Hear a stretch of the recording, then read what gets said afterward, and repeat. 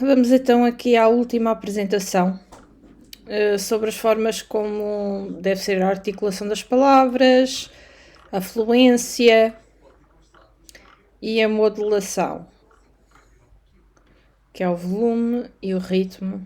Não falar muito depressa, o timbre, não muito baixo nem muito alto. Bem, mas vamos ficar para cima. Portanto, a articulação das palavras. Os primeiros elementos percebidos pelo cliente na comunicação oral são a dicção e a pronúncia. Uma boa dicção depende da articulação completa de todas as sílabas de uma palavra. Para isso é necessária uma dose extra de atenção, pois na fala do cotidiano costuma-se omitir sílabas ou partes das palavras, como há pouco estávamos a ver o tá lá, o tá, que nos sai muitas vezes.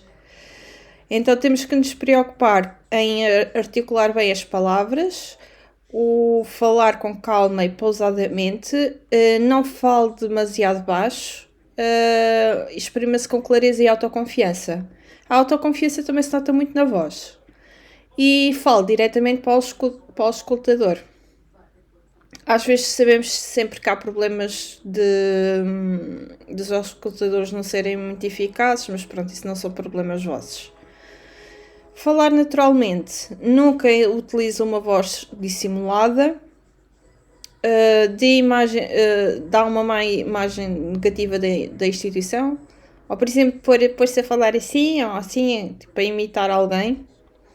Utilize uma voz expressiva, natural, direta e viva, que transmita o sentimento de uma pessoa interessada, atenta e motivada. Isto aqui acho que é mais do mesmo. A clareza. Uma comunicação eficiente é caracterizada pela clareza. Quanto mais clara for uma mensagem, maior a possibilidade de compreensão do interlocutor. Um fator que confere clareza a uma mensagem é o respeito à sequência da fala, que deve refletir a sequência do raciocínio. É a sequência que facilita o encadeamento lógico das ideias e faz com que a mensagem tenha sentido. Pronto, lá está aqui o raciocínio, o pensamento tem que estar previamente já preparado para não nos sair asneiras. Por isso é necessário respeitar todas as etapas do discurso. Aqui às vezes é um pouco difícil, porque também nos interrompem, às vezes nós temos necessidade de interromper, que nos dizem também não pode-se fazer. Transmitir uma informação com começo, meio e fim, nesta ordem. Para transmitir didaticamente uma mensagem e facilitar a sua compreensão, é necessário garantir que o assunto tenha introdução, desenvolvimento adequado e finalização, que é a mesma coisa que dizer começo, meio e fim. Às vezes é difícil, se calhar, depende daquilo que nos cai, as chamadas que nos caem e fazer um começo, um meio e um fim, quando muitas das vezes o cliente já começa pelo fim, depois vai ao começo, depois vai ao meio. Ou seja, às vezes cabe-nos a nós pôr tudo em ordem. A objetividade.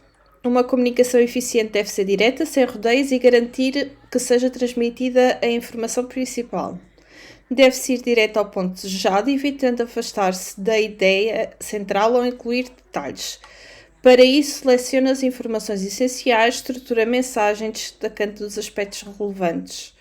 Eu estou aqui a dar-vos esta formação e estou-me a lembrar muito do tempo que trabalhei em call center. E como eu já vos disse numa videoaula passada, eu trabalhei num call center em que não se podia ter sequer um papel de cima da mesa, não se podia ter nada. Esta garrafa d'água não era permitida lá, porque não era transparente. Ou seja, eles achavam que tudo podia ser estarmos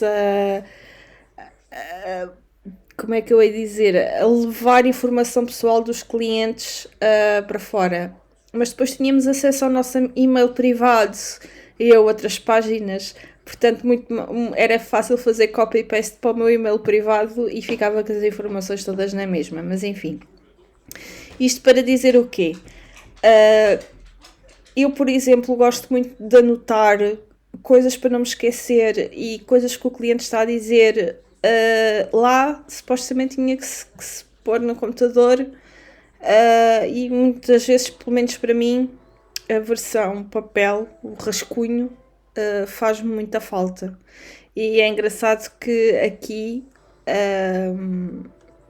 estruturar uma mensagem lá não era possível estruturar na escrita.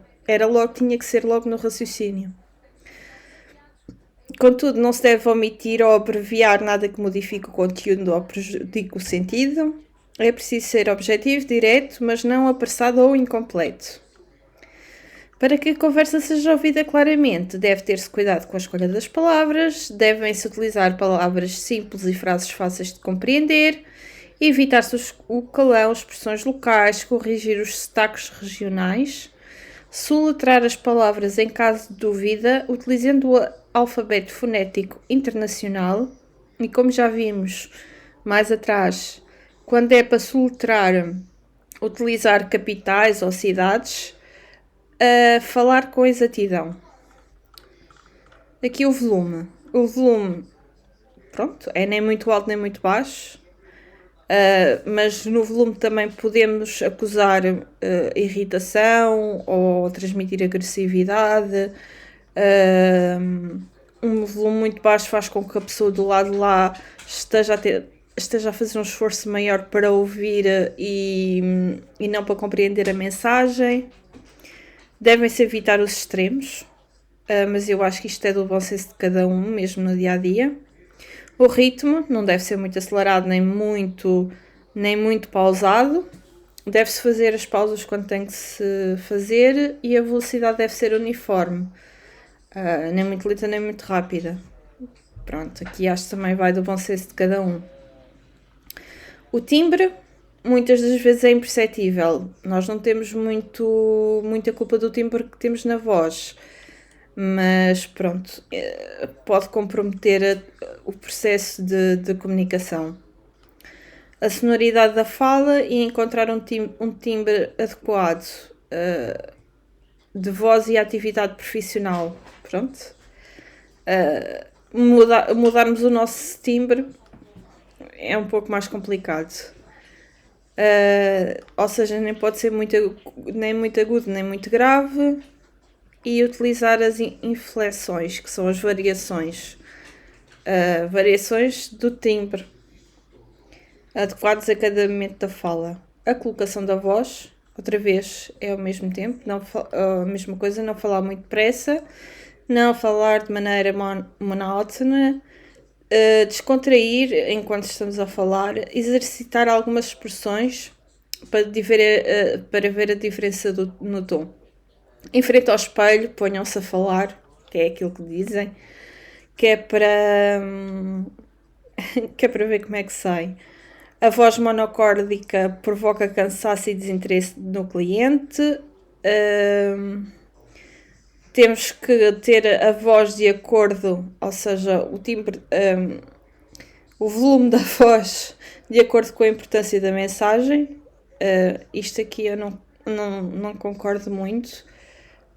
Todas as mensagens são importantes, senão não as estávamos a passar. Varia o volume, que aqui contraria ao que se diz atrás, para darmos ênfase e ritmo à voz. Ou seja, eu acho que para darmos ênfase ao ritmo à voz, não é variar o volume, porque eu para dar ênfase, eu se calhar paro e digo alguma coisa. Ou seja, dou ênfase, mas no momento de passar a mensagem, ou faço uma pausa. Eu acho que esta é mais certa do que varia o volume. Não vou começar aqui a berrar para que vocês me ouçam. Não faz sentido, penso eu. Cada um depois terá a sua opinião. Isto é o difícil de estar aqui a falar para um computador. Não sei quais é que são as vossas opiniões. Faça pausas em funções do seu discurso. Isto sim, era aquilo que eu estava a explicar. Não interrompa o seu interlocutor. Esta é fulcral e chateia com tudo, porque às vezes eles põem-se a disparatar, e nós às 2 por 3 não percebemos nada.